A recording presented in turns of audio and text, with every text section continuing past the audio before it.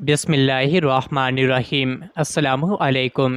روزانہ واقعات سننے کے لیے اس چینل کو سبسکرائب کریں۔ اللہ تعالیٰ کا ہمارے آقا دو جہاں صلی اللہ علیہ وآلہ وسلم پر خاص کرم یہ ہے کہ آپ صلی اللہ علیہ وآلہ وسلم کو اللہ تعالیٰ نے تمام علوم عطا فرمائے ہیں جن کا ادراک ہمارا انسانی ذہن کبھی نہیں کر سکتا۔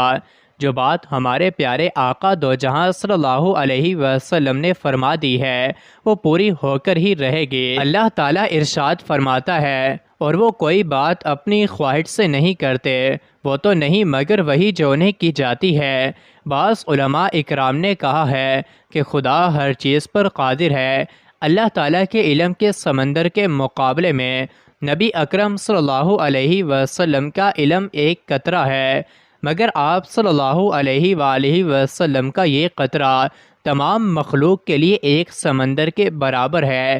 یہ بات سچ ہے کہ ہم آپ صلی اللہ علیہ وآلہ وسلم کے علم کے بارے میں اندازہ نہیں لگا سکتے ہیں۔ اللہ تعالیٰ کی ذات تو بہت ہی وسیع ہے، ہم اس کا اندازہ کس طرح لگا سکتے ہیں؟ آپ صلی اللہ علیہ وآلہ وسلم نے اپنے سے پہلے گزرے ہوئے انبیاء کرام اور ان کی امتوں کے ساتھ ساتھ آنے والے وقتوں کے بارے میں بھی اپنی امت کو آگاہ کر دیا۔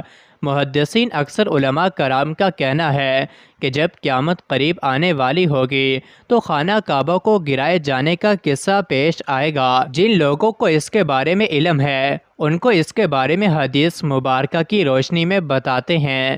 خانہ کعبہ کی نشانیوں میں سے ایک عظیم الشان نشانی ہے کہ جب تک کعبہ قائم ہے اس وقت تک دنیا بھی قائم و دائم رہے گی۔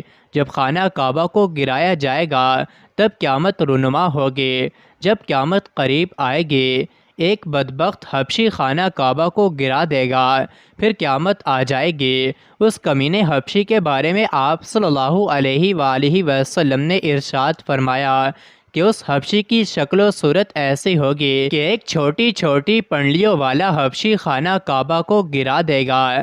جبکہ بخاری شریف میں لکھا ہے کہ حضرت محمد صلی اللہ علیہ وآلہ وسلم نے ارشاد فرمایا کہ گویا میں اس حبشی کو دیکھ رہا ہوں کہ وہ کالا اور چوڑی ٹانگوں والا ہے، کعبہ کے پتھر اور اینٹوں کو اکھاڑ اکھاڑ کر پھینک رہا ہے۔ بخاری شریف میں ہے کہ قرب قیامت کے وقت حضرت عیسیٰ علیہ السلام کے پردہ کرنے کے بعد جب لوگوں کے سینوں سے قرآن پاک اللہ تعالیٰ اٹھا لے گا تو اس کے بعد وہ بدبخت حبشی خانہ کعبہ کو گرائے گا۔ اس حدیث میں افحج کا لفظ ہے، اور افحج وہ ہے جو اکڑتا ہوا چلے یا چلتے میں اس کے دونوں پنجے تو نزدیک رہیں اور دونوں ایڑیوں میں فاصلہ رہے۔ وہ حبشی مردود جو قیامت کے قریب کعبہ ڈھائے گا وہ اسی شکل کا ہوگا۔ دوسری روایت میں ہے کہ اس کی آنکھیں نیلی، ناک پیلی ہوئی ہوگی، پیٹ بڑا ہوگا، اس کے ساتھ اور لوگ ہوں گے۔ وہ کعبہ کا ایک ایک پتھر اکھاڑ ڈالیں گے اور سمندر میں لے جا کر پھینک دیں گے۔ یہ قیامت کے بالکل نزدیک ہوگا۔ یہاں یہ بات بھی ذہن میں رہے کہ ان قیامت کی نشانیوں سے متعلق روایات میں چند ایک معاملات و شخصیات کو چھوڑ کر ان کا وقوع ہونے کا وقت، حالات، شخصیات و اقوام عالم کا معاملہ کافی مبہم ہے اور واضح نہیں ہے کہ اس پر کوئی حتمی رائے دی جا سکے کہ کب کون کیسے خروج کرے گا وغیرہ۔ آج کل کے سیاسی تناظر میں لوگ اور اکثر علماء کرام بھی یہ سمجھ رہے ہیں کہ بس قیامت صرف چند سالوں یا دہائیوں میں آنے والی ہے۔ کعبہ اور مسجد نبوی کو یمن یا ایران کے جنگجو تباہ کر دیں گے یا خود زمین میں دھنس جائیں گے۔ آئندہ چند سالوں میں امام مہدی اور حضرت عیسیٰ علیہ السلام کا نزول ہو جائے گا۔ برمودا ٹرائی اینگل سے دجال نمودار ہو جائے گا اور فتنہ پھیلائے گا۔ یہودیوں، عیسائیوں اور مسلمانوں کی آپس میں جنگ ہوگی جو بس چند دن کی دوری پر ہے وغیرہ۔ لیکن حقیقت یہ ہے کہ یہ سب قیاس آرائیاں سادہ لو عوام الناس کو محفوظ کرنے اور عمل و جہاد سے دور کرنے کے لیے کی جاتی ہیں۔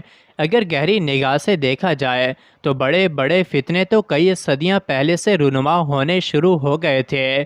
کتنے ہی لوگوں نے مہدی ہونے کا ڈرامہ رچایا، کتنے ہی دفعہ مسلمانوں اور یہود و نصارہ میں بڑی جنگیں ہوئیں، کتنی مرتبہ قبلہ اول فتح ہوا، کتنی مرتبہ قبلہ اول پر یہود کا قبضہ رہا، کتنی مرتبہ دجال نما انسان پیدا ہوئے، لیکن ان کا ذکر قرب قیامت کے سلسلے میں نہیں ہوتا۔ صرف 20ویں و 21ویں صدی کے سیاسی معاملات و واقعات کو ہی قرب قیامت سمجھ لیا گیا ہے، جبکہ نبی کریم صلی اللہ علیہ وآلہ وسلم کے ایک فرمان کے مطابق آپ کی وفات کے بعد کا سارا زمانہ قرب قیامت ہی ہے، چاہے کتنی صدیاں بیت جائیں۔ لہٰذا علماء کو چاہیے کہ آج کل کے سیاسی پروپیگنڈے سے متاثر ہو کر ان عوام الناس کو محفوظ کرنے کے بجائے ان کو نیک اعمال و جہاد فی سبیل اللہ کی ترغیب دیں۔ مزید ایسی ہی ویڈیوز کے لیے چینل کو ضرور سبسکرائب کریں۔